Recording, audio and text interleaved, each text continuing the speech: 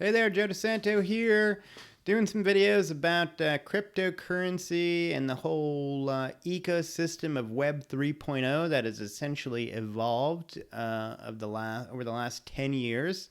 Specifically in this video, I thought I'd touch a little bit upon Ethereum and Solana and Polygon. So if you have delved into the cryptocurrency world recently and are kind of learning, it's a big world, it's confusing, there's so much going on, and I think most everybody is drawn to it because it seems like a place you could maybe make a lot of money through buying and selling different cryptocurrencies and or altcoins.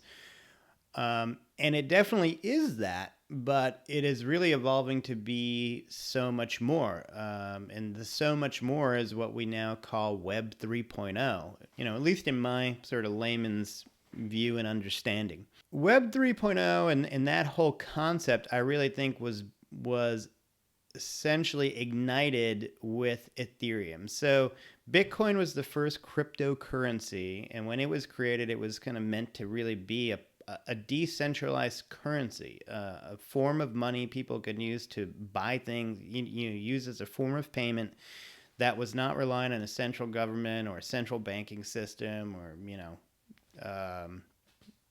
third party, what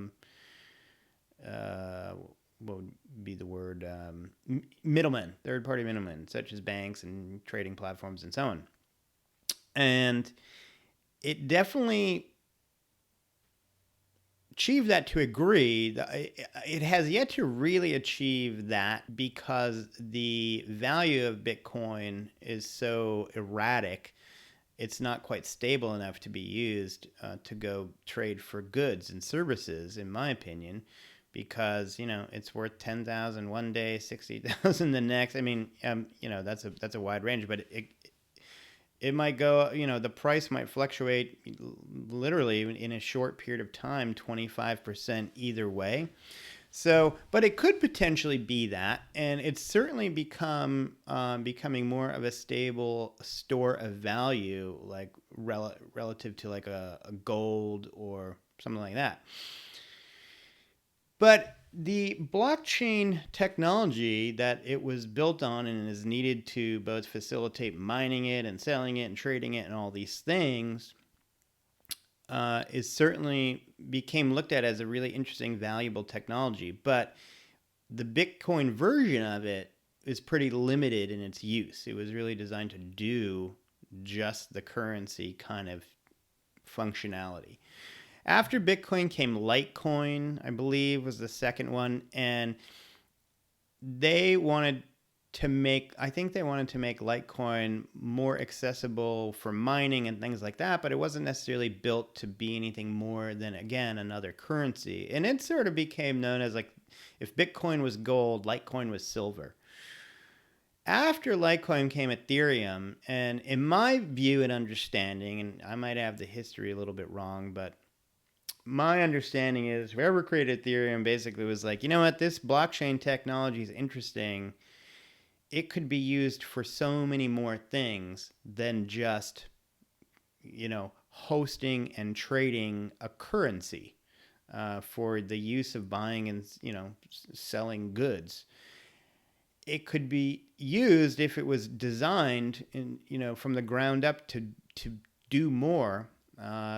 It could be used to solve lots of problems that could benefit from like a transparent ledger system that is validated by independent computers around the world. And so Ethereum was created and it allowed for what's called smart contracts, which I just think of as the ability to add additional instruction and functionality to the blockchain technology and say, hey, instead of just the ledger saying this person owns this Bitcoin and this person owns this Bitcoin, it can facilitate more unique,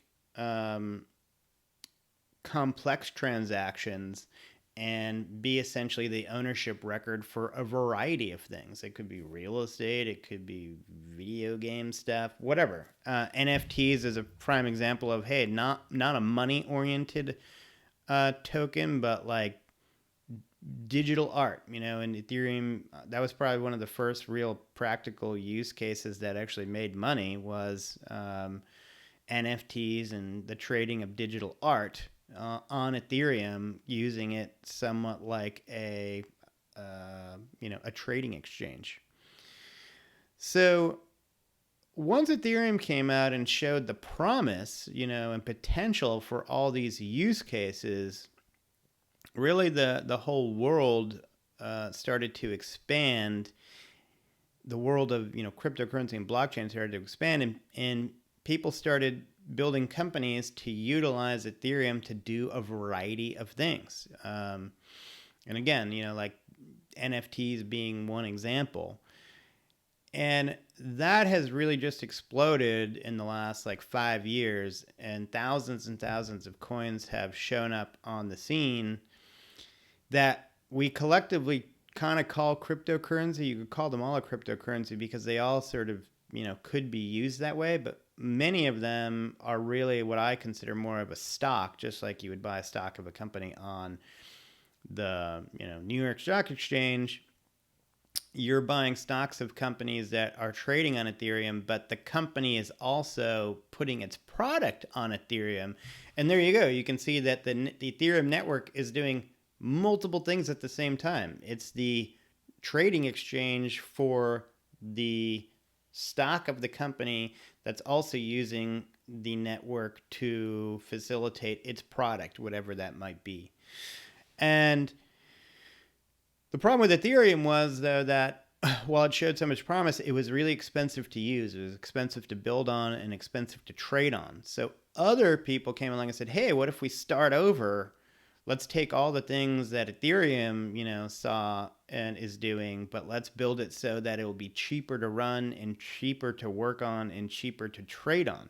So an example of that is Solana or Polkadot. Other people came along and said, hey, we like Ethereum. Let's not start from scratch. What if we do an offshoot and try to make using Ethereum cheaper? And that would be something like Polygon, and that's known as a Ethereum virtual machine or an EVM.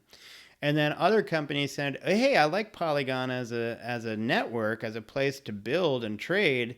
I'm going to use Polygon to build my product or my digital application or DApp on. Some people say, nope, Solana is the way to go. I'm just going to focus on Solana. Some people say, nope, Cosmo. Then there's other networks that are specializing in certain things. Like there's a network called Secret that is specializing in making smart contracts where all parties are secret. Gosh, what are you going to do with that? Who knows? So this is kind of like, the evolution off of Bitcoin, seeing the promise of the technology that Bitcoin was utilizing to facilitate its currency, and then just taking it off into a whole new direction. And that whole new direction is now become known as Web3, and it's essentially another version, a newer internet that could solve all sorts of different problems that maybe the current internet can't solve. So it's pretty interesting. It's pretty exciting, but that's where the whole altcoin thing was it's not Bitcoin, it's these other cryptocurrencies, but they're not exactly currencies because they're really companies. They're building technologies that we're going to use for things other than facilitating the exchange of money and using this digital money to buy and to trade for goods and services, right? So, but it all gets melded together and then is kind of almost hard to understand sometimes because it's so many terms get interchanged and not necessarily incorrectly interchanged because the landscape is honestly evolving. I have some other videos on this whole Web3 ecosystem. Right now, this is early 2024, March 2024. It looks like maybe we're headed into a new cryptocurrency, blockchain, Web3 bull market. We will see. It's looking good so far. We're in a little bit of a short correction right now. Maybe it will continue. Let's hope it does. So if you're new to the party, maybe you can jump in on at least the market and trading action. And who knows? Hopefully you'll find the new Amazon that you buy for 2 cents today and it'll be worth $1 gazillion tomorrow. You never know. All right, thanks so much. Talk to you next time.